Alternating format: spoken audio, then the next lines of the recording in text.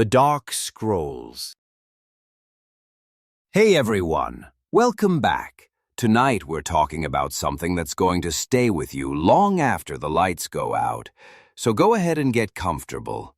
Maybe dim the lights, and let me tell you about a queen who ruled through faith, fear, and fire, and died in a way that shocked even the brutal world she created. This is about Mary Tudor, England's first reigning queen. And by the end of this, you'll see why her story changed history forever. Before we start, if you're into these stories about women history tried to erase, go ahead and like this video. Subscribe if you want more, and drop a comment telling me where you're watching from and what time it is there. I love knowing who's here in the dark with me. November 17th, 1558. Dawn breaks over St. James's Palace in London. In a darkened chamber, a woman lies dying. But not just any woman. This is Mary Tudor, Queen of England. And in exactly 2 hours, she'll be dead. But here's what makes this death different from every other royal death you've heard about. The servants keeping vigil don't even notice when she stops breathing. For 5 years, Mary Tudor ruled England with an iron fist and a burning faith. 300 Protestants died in flames because of her orders. An entire nation watched as she desperately tried and failed to produce an heir. And now, at just 42 years old, her body has betrayed her in ways that would horrify even the brutal standards of Tudor medicine. But to understand the horror of her final days, we need to understand something else first. Mary Tudor spent her entire life dying. Not metaphorically, literally. From the age of 14, her body waged war against itself. And what happened in November 1558 was simply the final battle in a war she'd been losing for decades. Picture this. It's August 1558, 3 months before her death. Mary sits in her chamber at Richmond Palace, her abdomen so swollen she can barely stand. Her ladies whisper, "Surely the Queen is finally pregnant." But Mary knows better. She's felt this swelling before, twice actually, and both times there was no baby. Just humiliation, disappointment, and the crushing realization that God himself seemed to be mocking her. Dr. Thomas Hewick, one of her physicians, examines her that morning. He notes the yellowing of her skin, the way her eyes seem to bulge slightly, how her voice has grown rough and deep. But what he writes in his private journal is even more telling.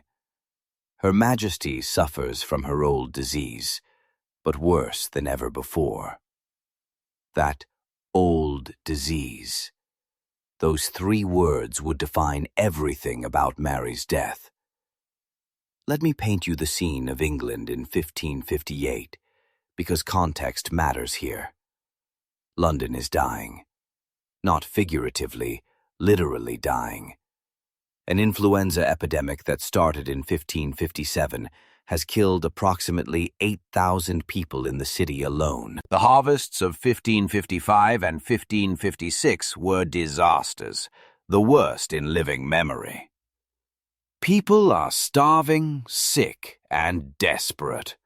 At court, the atmosphere is even more toxic. Everyone knows Mary is dying. And more importantly, everyone knows who's going to replace her. Elizabeth, the Protestant daughter of Anne Boleyn, the woman Mary has spent her entire life trying not to acknowledge as her sister. Here's where it gets interesting. In September 1558, Philip II of Spain, Mary's husband, the man she adores with an almost pathetic desperation, is in Brussels. He's been gone since July 1557, over a year. Mary writes to him constantly, begging him to return. His response? Silence. Complete Devastating silence. Meanwhile, at Hatfield House, 20 miles north of London, Elizabeth Tudor waits. She's been waiting for 5 years, knowing this moment would come. Her servants report that courtiers from Mary's household have started arriving. Not officially, of course. These are secret visits made under cover of darkness. They're rats, fleeing a sinking ship, and Elizabeth is their lifeboat. Back at court, Mary's most trusted advisor, Cardinal Reginald Pole, is also dying. He's been sick since September, with what physicians call a quartan fever, likely malaria. The two people who've spent 5 years trying to restore Catholicism to England are dying simultaneously, and everyone knows what that means. Their life's work is about to be undone. But let's go back to Mary herself, because her physical deterioration is where this story becomes truly horrifying. Here's what the official court records don't tell you about September 1558. Mary could no longer recognize faces. Jane Dormer, her most loyal lady-in-waiting, later wrote about this in her memoirs, documents that weren't discovered until the 17th century. According to Dormer, Mary would call for people who had been dead for years. She asked for her mother, Catherine of Aragon, who'd been dead since 1536. She called for her former governess, Margaret Pole, who'd been executed by her own father in 1541. But the most heartbreaking detail: Mary kept asking for her husband, Philip, and her ladies had to keep lying to her, telling her he was on his way. They couldn't bear to tell their dying queen that Philip had already written her off. Literally. In his letters to his sister Joanna, discovered in the Spanish archives centuries later, Philip referred to Mary in the past tense while she was still alive. To understand the medical horror of Mary's final months, we need to talk about what had been happening to her body for decades. Since she was 14 years old, Mary suffered from what court physicians called her usual troubles. Today, medical historians believe she had severe endometriosis, a condition where tissue similar to the uterine lining grows outside the uterus. Imagine this. Every month, Mary experienced bleeding so heavy she'd be bedridden for days, pain so severe she'd vomit and lose consciousness. Her physicians tried everything: bloodletting from her feet, purgatives that left her dehydrated, even tooth extractions because they believed dental problems caused her headaches. Each treatment made her weaker. But here's where it gets complicated. By 1554, something else was happening in Mary's body. Her pituitary gland, that tiny pea-sized organ at the base of the brain, had likely developed a tumor. Not cancerous, but devastating nonetheless. This tumor, called a prolactinoma, was flooding her system with hormones that convinced her body it was pregnant when it wasn't. Think about the cruelty of this for a moment. Mary desperately needed an heir to secure Catholic England. Her body responded by mimicking pregnancy, twice, complete with swollen belly, breast milk production, even the sensation of a baby kicking. But there was never a baby, just a tumor pressing against her brain, slowly destroying her from the inside. By spring 1558, new symptoms appeared. Her abdomen swelled again, but this time it was different. The swelling was harder, more painful. Fluid accumulated in her belly, a condition called ascites. Modern oncologists who studied the historical records believe this points to one thing: reproductive cancer, likely ovarian, possibly with liver metastasis. Let me describe what this meant in practical terms. Every movement sent waves of pain through her abdomen. The fluid buildup pressed against her lungs, making breathing difficult. Her liver, struggling to function, couldn't process toxins properly, leading to confusion and hallucinations. The yellowing of her skin, jaundice, made her appearance shocking, even to those used to royal illness. October 1558. Mary has been moved to St. James's Palace, chosen because it's smaller, easier to heat, more comfortable for a dying queen. But comfort is relative when your entire household is disappearing. Here's a detail that doesn't make it into most history books. By late October, Mary's household had shrunk from over 400 members to less than 50. Where did everyone go? Hatfield. They were all at Hatfield bowing before Elizabeth, pledging their loyalty to the future queen while their current queen lay dying. Susan Clarentius, Mary's trusted lady of the bedchamber for 20 years, left on October 25th. She told Mary she needed to visit her sick mother. She went straight to Elizabeth. Thomas Cornwallis, Mary's controller, disappeared on November 1st without even making an excuse. Even Dr. Thomas Hewick, her physician, started making trips to Hatfield, though at least he had the decency to return to tend to Mary. The Spanish ambassador, Count de Feria, arrived on November 9th to find a ghost town. He wrote to Philip II, "The palace is nearly empty. Her Majesty is attended by only her most intimate servants. The rest have fled like thieves in the night."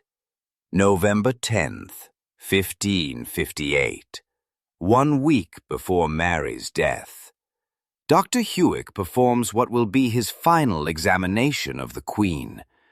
His notes, preserved in the Royal College of Physicians, describe symptoms that would terrify any modern doctor. Complete loss of vision in both eyes. Mary is now functionally blind. The tumor, whether pituitary or metastatic, has likely pressed against her optic nerves. She exists in total darkness, unable to see the faces of the few servants who remain. Her fever spikes to dangerous levels, then drops so low her extremities turn blue. This cyclical pattern suggests her body's systems are failing one by one. Her kidneys can barely function. She produces almost no urine despite the massive fluid buildup in her abdomen. But here's the truly disturbing part. Mary is still conscious, still aware, still capable of feeling every moment of agony. Tudor medicine has no morphine, no proper pain relief. The best they can offer is wine mixed with herbs that do almost nothing. November 13th, 4 days before death. Jane Dormer sits beside Mary's bed, holding her hand. Mary's eyes, though sightless, suddenly focus on something invisible to everyone else. She smiles, the first time anyone has seen her smile in weeks. "Do you see them?" Mary whispers. Jane asks what Her Majesty sees. "The children," Mary replies. "Little children, like angels, playing and singing." This wasn't simple delirium, or at least not just delirium. Mary's description was specific, detailed. She described their clothing, their songs, even their games. For a woman who desperately wanted children her entire life, who twice believed she was pregnant, only to be cruelly disappointed, these visions were either a final mercy or a final cruelty, depending on how you interpret them. At Lambeth Palace, Cardinal Pole was having similar visions. His secretary, Nicholas Harpsfield, recorded that Pole spoke of seeing a great light and hearing celestial music. Both Mary and Pole, the architects of England's Catholic Restoration, seemed to be experiencing similar phenomena as they died. Modern medicine might explain these as hypoxic hallucinations, the brain's response to oxygen deprivation. But for Mary, they were real. They were her children, the ones God had denied her in life, coming to escort her to death. November 15th, 2 days before death. Mary knows the end is near. Despite her blindness and pain, she insists on making her final confession to her chaplain, Father John Feckenham. The confession takes 3 hours, not because Mary has 3 hours worth of sins to confess, but because she keeps losing consciousness mid-sentence. When she's lucid, she gives specific instructions about her funeral. She wants to be buried with her mother, Catherine of Aragon. She sets aside money for masses to be said for her soul. Thousands of them. She even specifies the number of candles to be lit. But here's the tragic irony. Everyone in the room knows none of this will happen. Elizabeth will be queen within days, and Protestant England won't be saying masses for anyone's soul. Mary's final wishes are being recorded by people who know they'll never be fulfilled. That evening, Count de Feria visits one last time. He'll later write to Philip about this meeting, and his description is chilling. She knew me, though she could not see me. She spoke of His Majesty with great affection, asking when he would come. I told her he was on his way. It was the kindest lie I could offer November 16th, 1558. Night falls on St. James's Palace. Mary receives extreme unction, the last rites, just before midnight. Father Feckenham anoints her with holy oil, touching her eyes, ears, nose, lips, hands, and feet. Each touch is agony against her hypersensitive skin. But Mary doesn't cry out. She's beyond that now. The priest begins the prayers for the dying. Proficiscere anima Christiana de hoc mundo. Go forth, Christian soul, from this world. Mary's lips move, trying to respond, but no sound comes out. Jane Dormer will later describe this scene in heartbreaking detail. The room lit only by candles, their smoke making the already difficult breathing even harder. The sound of Mary's labored breaths growing shallower by the hour. The way Mary's hand would suddenly grip hers with surprising strength, then go completely, utterly limp. At 3 a.m. on November 17th, Father Feckenham begins saying Mass in Mary's chamber. This is unusual. Mass typically wouldn't begin until dawn, but everyone senses that dawn might be too late. November 17th, 1558, between 4 and 5 a.m. As Father Feckenham elevates the consecrated host, the most sacred moment of the Catholic Mass, something extraordinary happens. Mary, who hasn't spoken coherently in days, suddenly responds clearly to the Agnus Dei. Lamb of God, who takes away the sins of the world, have mercy on us. Her voice is strong and clear, nothing like the tortured whispers of recent days. Everyone in the room freezes. For a moment it seems like a miracle. Perhaps God is healing their queen. But then Mary's eyes, those blind eyes that have seen nothing but darkness for weeks, focus on the elevated host. She sees it. Somehow, impossibly, she sees it. A smile spreads across her face, the kind of peaceful smile none of them have seen since before her illness began. And then, nothing. No dramatic last words, no death rattle, no final struggle. Mary simply stops breathing.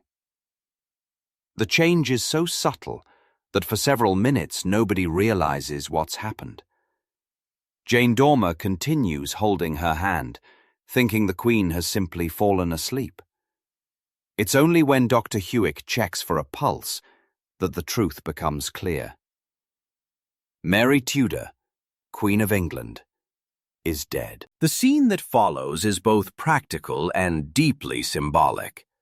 Sir Nicholas Throckmorton, who has been waiting outside the chamber for this moment, doesn't even wait for official confirmation. He sees Dr. Hewick's face and knows. Without asking permission, he enters the chamber and removes the coronation ring from Mary's still warm hand. Think about the violation of this moment. Mary's body hasn't even begun to cool, and already someone is stripping her of the symbols of her queenship. Throckmorton doesn't even close her eyes or say a prayer. He has one job: get that ring to Elizabeth as fast as possible. He's on horseback within minutes, riding hard for Hatfield. The 20-mile journey usually takes 3 hours. Throckmorton makes it in under 2, killing 1 horse in the process. Meanwhile, at Lambeth Palace, Cardinal Pole's servants are trying to keep news of Mary's death from their master. They know it will kill him. But someone, history doesn't record who, decides he deserves the truth. When told that Mary is dead, Pole says simply, "I shall follow her soon." He's right. At 7 p.m. that same evening, just 12 hours after Mary, Reginald Pole dies. The 2 architects of Catholic England's restoration dead on the same day. If you believed in divine providence, you might see God's hand in this timing. If you didn't, you might see it as the cruelest of coincidences. What happens to Mary's body over the next few hours would horrify modern sensibilities, but was standard practice for Tudor royalty. The corpse is immediately stripped and washed. Her ladies perform this duty, the same ones who haven't abandoned her. They wash away the sweat, blood, and other bodily fluids that accompany death. Then comes the embalming. Mary's chest is cut open, her organs removed. Her heart, liver, and intestines are placed in separate containers to be buried separately, a practice meant to confuse evil spirits who might try to disturb the royal corpse. The body cavity is filled with spices and preservatives, but here's a gruesome detail recorded by the embalmer. Mary's abdomen contains nearly 2 gallons of fluid. When they drain it, they also discover something else: masses of abnormal tissue, probably tumors, throughout her reproductive organs. One embalmer, William Harvey, privately notes that he's never seen anything like it in 30 years of practice. The body is then wrapped in cerecloth, waxed fabric that helps preserve it, and placed in a lead coffin. But Mary won't be buried for another month. First, she must lie in state, allowing her subjects to pay their respects to a queen many of them feared and few of them loved. At Hatfield House, Elizabeth is sitting under an oak tree reading. At least that's the scene she's carefully staged. She knows Throckmorton is coming. She's probably known the exact moment of Mary's death through her network of spies. But appearances matter. When Throckmorton arrives and presents the ring, Elizabeth falls to her knees. She quotes Psalm 118 in Latin. Ad domino factum est istud, et est mirabile in oculis nostris. This is the Lord's doing, and it is marvelous in our eyes. It's a perfect performance, and everyone knows it. Elizabeth has been preparing for this moment for 5 years. Within hours, she's issuing orders, appointing ministers, undoing everything Mary worked for. The Protestant Reformation of England will resume before Mary's body is even cold. But here's an interesting detail. Elizabeth's first order regarding Mary is surprisingly respectful. She commands that Mary receive a funeral befitting a Queen of England. No expense is to be spared. It's either genuine respect for her half-sister or brilliant political theater. Probably both. For nearly a month, Mary's body lies in state at St. James's Palace. The chapel is draped in black cloth. Hundreds of candles burn day and night, so many that the smoke stains the ceiling black. You can still see the marks today.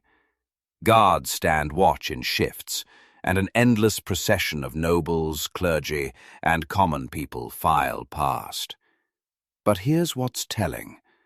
The common people come in greater numbers than anyone expected. Whatever they thought of Bloody Mary, she was their queen, and many remember the young princess who was so cruelly treated by her father. A funeral effigy is created, a lifelike representation of Mary that will sit atop her coffin during the funeral procession. The artists who create it work from death masks and measurements taken directly from the corpse. When modern historians examine this effigy in the 20th century, they notice something significant. The pronounced swelling of the abdomen is clearly visible. The artists didn't try to hide it or make Mary look more normal. They preserved the evidence of her final suffering. December 13th, 1558. London wakes to the tolling of bells. Every church bell in the city, all ringing in unison. The funeral procession begins at St. James's Palace. The coffin, draped in purple velvet and cloth of gold, is placed on a chariot pulled by 4 black horses. The procession is massive. Over 1,000 participants. Leading are 100 poor men in black gowns, each carrying a torch. They've been paid to pray for Mary's soul. Though under Elizabeth's new Protestant regime, such prayers are already becoming controversial. Next come the heralds, carrying the symbols of Mary's sovereignty, her coat of arms, her helmet, her sword, her shield. Each item will be ceremonially broken and thrown into her grave, symbolizing that her reign is truly over. Then comes the coffin itself, with the eerily lifelike effigy on top. The effigy is dressed in crimson velvet, wearing a crown and holding the scepter and orb. Its painted eyes stare sightlessly at the London sky, a disturbing reminder of Mary's blindness in her final days. Behind the coffin walks Margaret Douglas, Countess of Lennox, Mary's beloved cousin and chief mourner. She's one of the few people who genuinely grieves for Mary. Most of the other mourners are performing a duty rather than expressing real sorrow. The procession moves slowly through London streets. The route is lined with people, some crying, some silent, some openly celebrating. One chronicler notes that he heard someone shout, "The witch is dead!" before being quickly silenced by guards. Westminster Abbey has been transformed into a sea of black. Every surface is draped in mourning cloth. The smell of incense is overwhelming. Elizabeth has allowed this one Catholic tradition for her sister's funeral, though it will be one of the last times incense is used in the Abbey for centuries. Bishop John White of Winchester delivers the funeral sermon. His words are carefully chosen, walking a tightrope between honoring the dead queen and not offending the new one. But then he makes a remarkable statement. She was a king's daughter. She was a king's sister. She was a king's wife. She was a queen. And by the same title, a king also. That last phrase, a king also, is White's way of defending Mary's right to rule in her own name, not just as someone's wife. It's a surprisingly feminist statement for 1558, and Elizabeth, watching from her hidden gallery, reportedly nods in approval. The ceremony continues for 3 hours.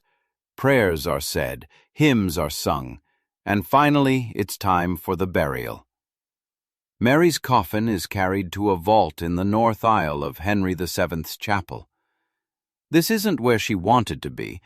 She wanted to be buried with her mother at Peterborough, but it's where she'll remain. As the coffin is lowered into the vault, Mary's household officers perform their final duty. They break their white staves of office and throw the pieces into the grave. It's a powerful symbol. Their service to Mary has ended forever. But here's where history gets ironic. Mary is buried alone in that vault, without monument or inscription, just stones marking the spot. The woman who wanted so desperately to be remembered, to leave a Catholic legacy, is essentially erased. 45 years later, when Elizabeth I dies in 1603, King James I makes a decision that would have horrified both sisters. He orders Elizabeth's coffin placed in the same vault as Mary's, not beside it, but on top of it.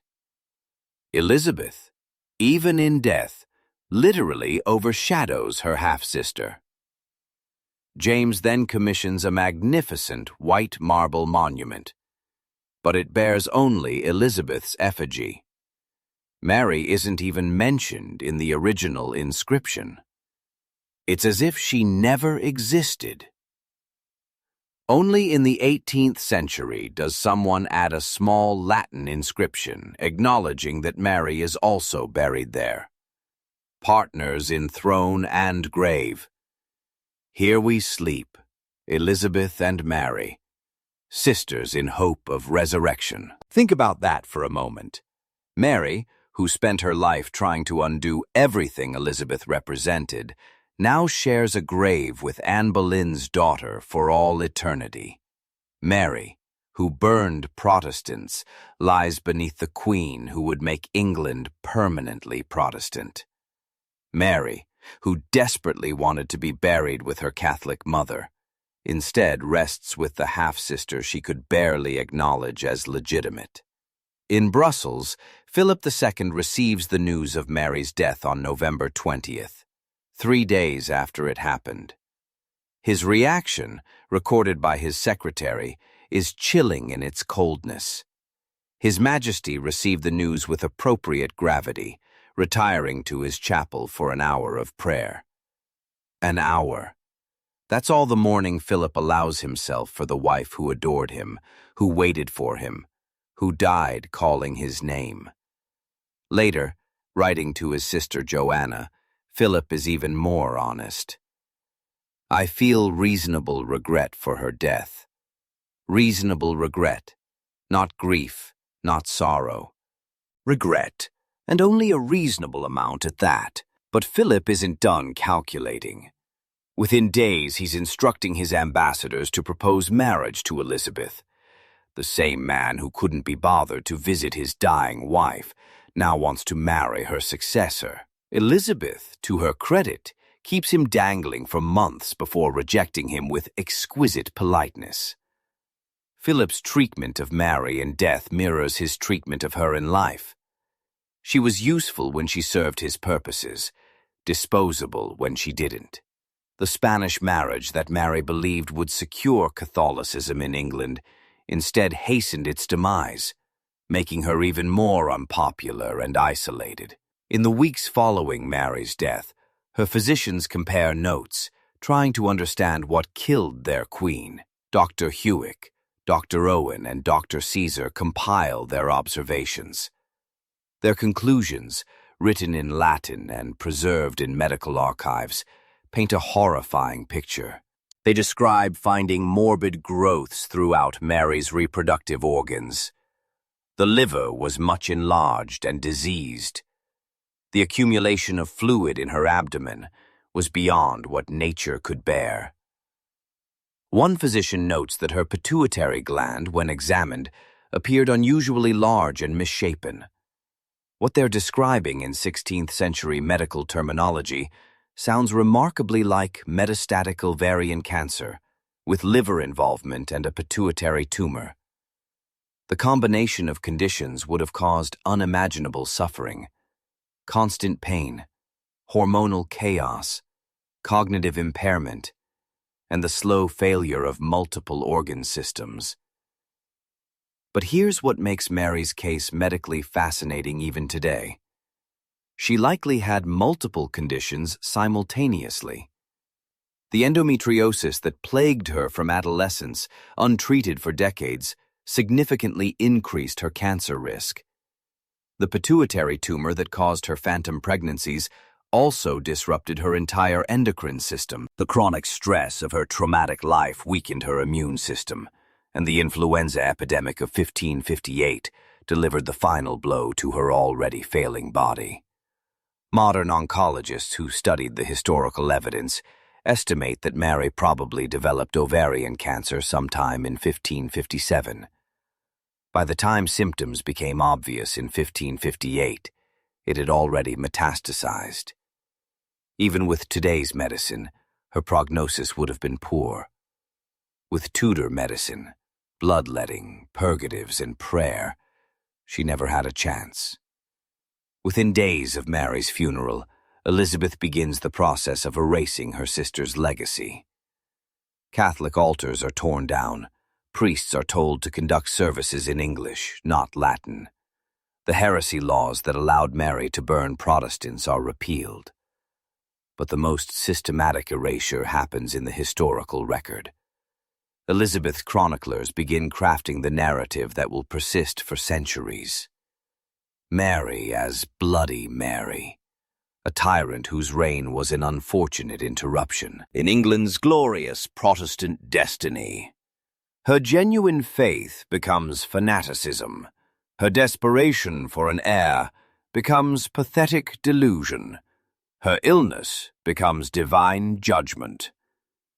The woman disappears, replaced by a caricature. The traumatized daughter who never recovered from her father's abuse becomes a monster who burned innocents. The desperate wife, abandoned by her husband, becomes a fool who couldn't see she was being used. The dying queen calling for her mother becomes a cautionary tale about the dangers of Catholic extremism. But some things couldn't be erased. Jane Dormer, Mary's loyal lady-in-waiting, fled to Spain after Mary's death. There she wrote her memoirs, preserving intimate details of Mary's final days that would have been lost otherwise. Her visions of angel children, her final words, her record of the abandonment by the court. The funeral effigy with its telltale swollen abdomen survived too. Hidden away in Westminster Abbey's museum, it bears silent witness to Mary's suffering. Modern medical experts who've examined it say the swelling is consistent with ascites caused by advanced cancer, evidence preserved in wax and cloth.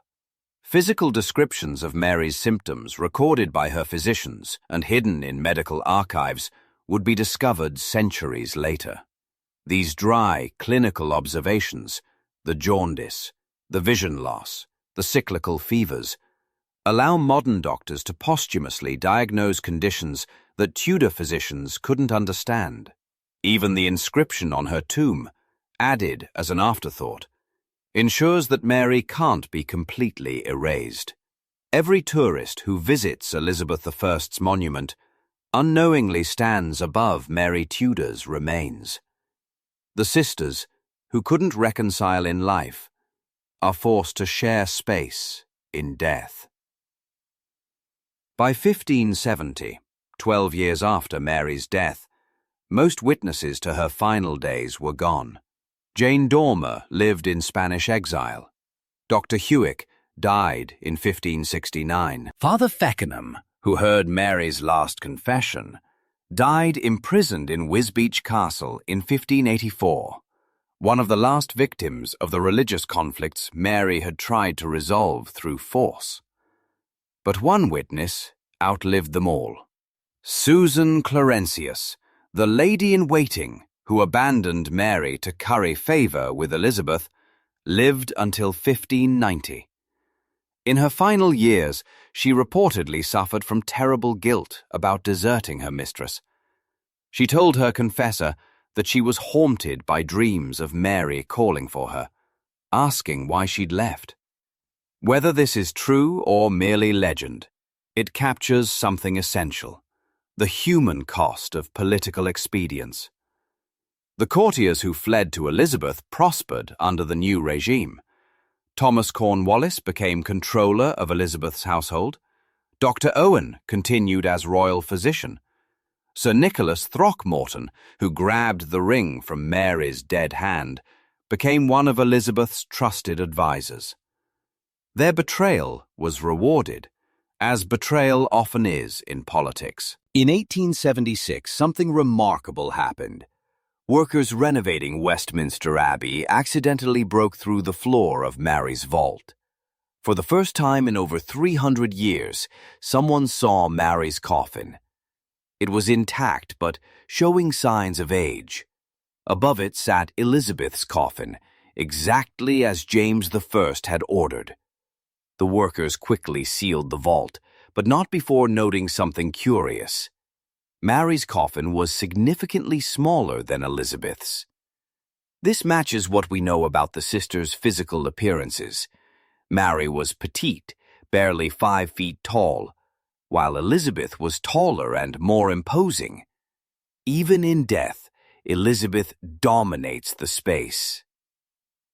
In the 1970s, medical historians began seriously examining the records of Mary's symptoms. Dr. Milo Keynes published a groundbreaking paper suggesting Mary suffered from a prolactinoma, a pituitary tumor. This would explain the phantom pregnancies, the vision problems, the voice changes, and many other symptoms that seemed unrelated to her gynecological issues. In 2010, researchers at the Royal College of Physicians reviewed all available evidence and concluded that Mary likely died from ovarian or uterine cancer that had metastasized to her liver. The ascites, jaundice, and rapid final deterioration all support this diagnosis. The tragedy is that Mary's endometriosis, left untreated for decades, significantly increased her cancer risk. Her suffering as a young woman directly led to her agonizing death. Let's be clear about what Mary endured in her final months. Ovarian cancer with liver metastasis causes extraordinary pain.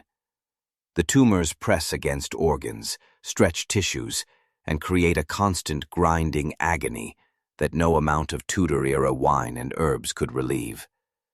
The acidic fluid in the abdomen would have made every breath a struggle. Imagine trying to breathe with gallons of fluid pressing against your diaphragm. The simplest activities, sitting up, eating, even speaking, become exhausting. And then there was blindness, adding another layer of horror. Mary spent her final weeks in total darkness, unable to see the faces of those caring for her, unable to read her beloved prayer books, unable even to see the crucifix she clutched constantly. For a woman whose faith was her only comfort, being unable to see religious images must have been devastating. The mental symptoms, confusion, hallucinations, memory loss, robbed her of her last dignity. This was a queen who prided herself on her intelligence and education, reduced to calling for people who'd been dead for decades. The pituitary tumor that likely caused these symptoms was slowly destroying her brain, even as the cancer destroyed her body. And through it all, she remained conscious enough to know she was dying, to know she had failed, to know her husband had abandoned her. That might be the cruelest aspect. Mary wasn't granted the mercy of unconsciousness until the very end. She experienced every moment of her body's betrayal. But let's return to that final morning, November 17th, 1558, between 4 and 5 a.m. In that darkened chamber at St. James's Palace, something remarkable happened. Mary, blind for weeks, somehow saw the elevated host during Mass. Multiple witnesses confirmed this. Jane Dormer, Father Feckenham, Dr. Hewick. They all saw her eyes focus on something none of them could see. Was it a miracle? A hallucination? The brain's final firing of neurons creating an illusion of sight? We'll never know. But for Mary, in that moment, God showed himself to her. After months of agony, after years of failure, after a lifetime of suffering, she had one moment of perfect clarity and peace. Her response to the Agnus Dei, clear, strong, unexpected, suggests that in her final moments Mary found what had eluded her in life: certainty. Not the desperate, violent certainty that led her to burn heretics, but genuine spiritual peace. The woman who'd spent 5 years trying to force England to share her faith finally found her own. And then, with no drama, no last words, no final struggle, she simply stopped. Mary Tudor, who'd lived such a violent, painful life, died the gentlest death imaginable. She just exhaled and didn't inhale again. It took several minutes for anyone to notice. The story of Mary Tudor's death is ultimately a very human tragedy, dressed in royal robes. Strip away the crown, the politics, the religion, and you're left with a woman dying in agony, abandoned by those she trusted, clinging to visions of the children she never had. The 300 Protestants she burned were real people who died horrible deaths that can't be forgotten or forgiven. But Mary herself was also real, a traumatized child who became a desperate woman, who became a dying queen. She was both victim and perpetrator, both suffering and causing suffering. Her death changed England forever, not through anything she did, but through what it allowed Elizabeth to do. Elizabeth learned from Mary's mistakes. She saw what happened when a queen married, when a queen tried to force religious change too quickly, when a queen showed weakness. Elizabeth would remain unmarried, religiously moderate, and politically ruthless. In many ways, Elizabeth became great by being everything Mary wasn't. Today, if you visit Westminster Abbey, you can see Mary's funeral effigy in the museum. That swollen abdomen, preserved in wax, tells the story of her suffering more eloquently than any written account. You can stand above her grave where she lies beneath her more famous sister, forgotten by most tourists who come to pay homage to Elizabeth. But Mary's story, especially the horror of her final days, reminds us of something important. Power doesn't protect us from mortality. Faith doesn't spare us from suffering. And sometimes, history's villains are just damaged people, doing terrible things for reasons that made sense to them at the time. Mary died believing she'd failed. She was right about that. But she also died believing God had forgiven her. And maybe she was right about that, too. All we know is that on November 17th, 1558, a woman died in agony at St. James's Palace, and with her died the last hope of Catholic England. The servants who found her dead that morning immediately began preparing her body for its transformation into history. But for just a moment, in that quiet chamber, she was simply Mary Tudor. Not Bloody Mary, not the Queen, not the cautionary tale. Just a woman who'd finally stopped suffering. And in the end, maybe that's the only mercy she ever received. So that's how it ended. Quietly, in the half-light before dawn. No trumpets, no royal decree, no final words written for the ages. Just a dying woman whispering a prayer she couldn't see. Reaching for a God who finally seemed to answer her back. History remembers Bloody Mary. But history rarely remembers what pain does to a person. The bleeding that never stopped. The loneliness that never ended. The faith that became both her comfort and her curse. Mary Tudor's death wasn't just the fall of a queen. It was the death of a vision. The last breath of a Catholic England. And as her sister rose to power, the story began to be rewritten. Mary became the monster, Elizabeth the savior. The truth, as always, lies somewhere in the dark space between. But in that darkness, if you listen closely, you can still hear the echo of a woman who refused to be silent. A queen who ruled, who burned, who bled, and who believed right up until the moment her heart stopped. That's where her story ends.